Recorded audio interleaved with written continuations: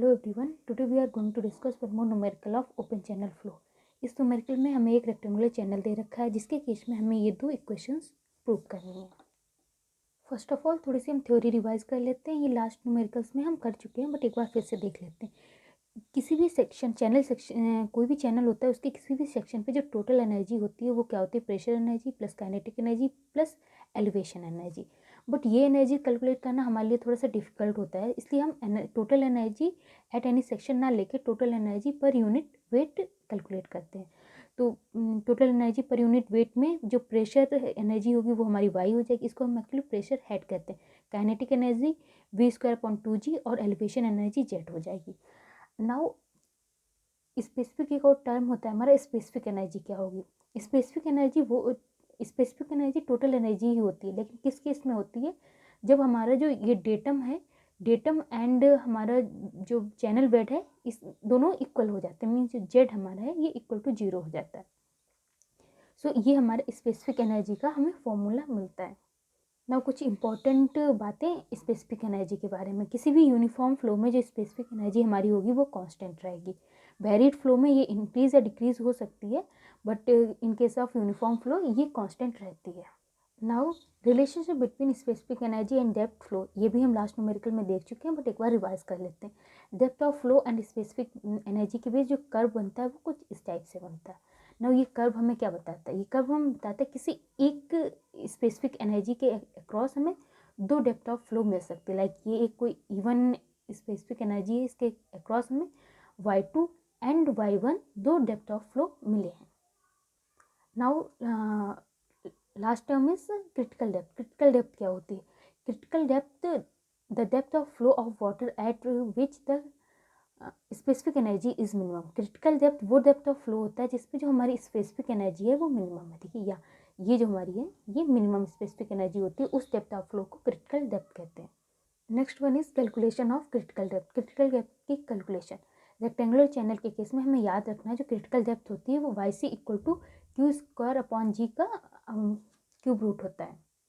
And in case of triangular channel ये होती है, बट हमें सिर्फ हमें ज़्यादातर की रेक्टेंगुलर चैनल के केस में ही क्रिटिकल डेप्थ याद रखनी होती है। तो ये हमें फॉर्मूला याद रखना है। Now let's come to our numerical. हमारे न्यूमेरिकल में हमसे बोला जा रहा है if y1 and y2 are alternate depth in a rectangular channel. y1 and y2 जो है वो अल्टरनेट डेप्थ है। अल्टरनेट डेप्थ का मतलब किसी एक स्पेसिफिक एनर्जी के लिए जैसे हमें दो डेप्थ मिल जाती थी ना, वही या तो y1 या y2 यानी अल्टरनेट डेप्थ है ये।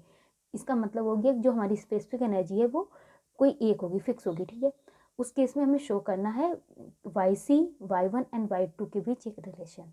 हमें यहाँ बताया गया है जो YC है हमारी वो क्रिटिकल डेप्थ है and hence the specific energy. उसके बाद हमें स्पेसिफिक एनर्जी प्रूव करनी है। स्पेसिफिक एनर्जी को y1 एंड y2 के टर्म्स में निकालना है हमें। सो देखते हैं हम इस क्वेश्चन को कैसे सॉल्व करेंगे। हमें रेक्टेंगुलर चैनल दे रखा है तो हम यहाँ पे एक रेक्टेंगुलर चैनल ले लेते हैं। Let a rectangular channel of breadth B, जिसकी हमने ब्रेथ B ले रखी है। डिस्चार्ज इसमें हमने Q मीटर क्यूब पर सेकेंड मान रखा है और इसकी स्पेसिफिक एनर्जी E ले रखी है।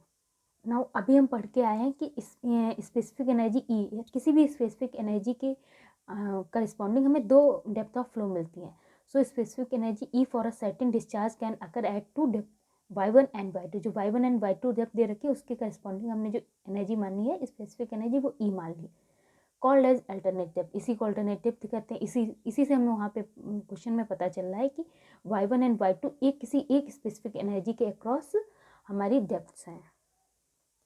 नाउ हमें क्या करना है? YC y1 एंड y2 के बीच रिलेशन फाइंड करना है। तो सबसे पहले हम देख लेते हैं स्पेसिफिक एनर्जी क्या होती है। स्पेसिफिक एनर्जी हम देख चुके हैं क्या होता है, E equal to y plus v²/2g होता है। यहाँ पे जो z होता है वो 0 हो जाता है स्पेसिफिक एनर्जी केस में। तो y1 के अक्रॉस हम मान लेते हैं E1। रियल में ये E ही है, लेकिन अभी फिलहाल हम लिख लेते हैं इसको E1 इक्वल टू हमें क्या मिलेगा? y1 plus v1²/2g। Now v जो है इसको हम Q/A के टर्म्स में लिख लेते हैं, बिकॉज हमें पता है Q इक्वल टू ए भी होता है। फर्दर हम इसको जो हमारा एरिया है इसको हम ये जो हमारा रेक्टेंगुलर का एरिया है वो लिख लेते हैं। रेक्टेंगुलर का एरिया क्या होता है? Length to breadth. तो ब्रेथ और जो लेंथ हमारी डेप्थ दे रखी है y1 वो पुट कर लेते हैं इसको। हमें पता है जो स्मॉल q हमारा होता है वो क्या होता है? Capital Q/B। तो ये Q square upon V square की जगह हम स्मॉल क्यू स्क्वायर लिख सकते हैं। सो हमने यहाँ पे capital Q square upon V square की जगह स्मॉल क्यू स्क्वायर रख लिया। नाउ हमें जो स्पेसिफिक एनर्जी मिल रही है वो y1 के टर्म्स में मिल रही, बट जो हमें क्वेश्चन प्रूव करनी है उसमें y1 y2 एंड yc तीनों चाहिए। तो हम कोशिश करते हैं इसमें yc को लाने के लिए। हमने पढ़ा था रेक्टेंगुलर चैनल के केस में yc का फॉर्मूला ये होता है। तो हमें यहाँ पे मिल रहा है क्यू स्क्वायर अपॉन जी, तो क्यू स्क्वायर अपॉन जी की जगह हम yc क्यूब पुट कर देंगे। सो हमें एक स्पेसिफिक एनर्जी मिल गई है y1 एंड yc के टर्म्स में। सिमिलरली हम क्या करेंगे, जो हमारी दूसरी डेप्थ है y2 उसके करस्पॉन्डिंग में इसी टाइप से y2 एंड yc के बीच का रिलेशन फाइंड कर लेंगे हम। ना हमें पता है यूनिफॉर्म फ्लो हमारा है तो कोई लॉस ऑफ एनर्जी नहीं होगा। जो हमारे E1 एंड E2 होंगे वो E के ही इक्वल होंगे।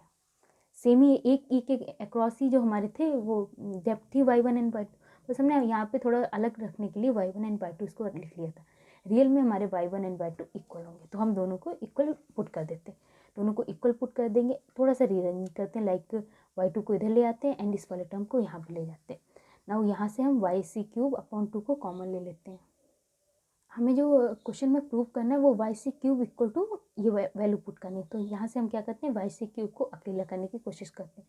तो इस सारे टर्म को इस साइड ले आते हैं, जब इस साइड का मतलब इस साइड, ठीक है।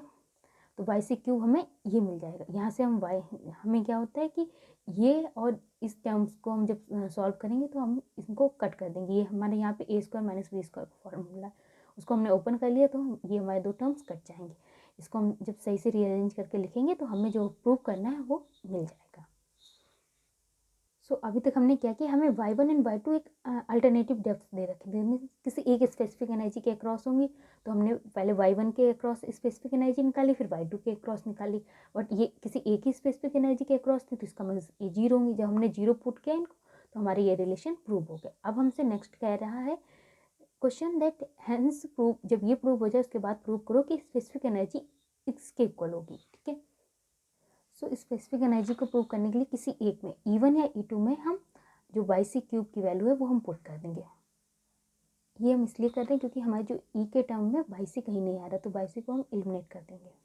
सो कोई हम एक स्पेसिफिक एनर्जी उठा लेंगे, चाहे E1 या E2, उसमें हम yc क्यूब की वैल्यू पुट कर देंगे।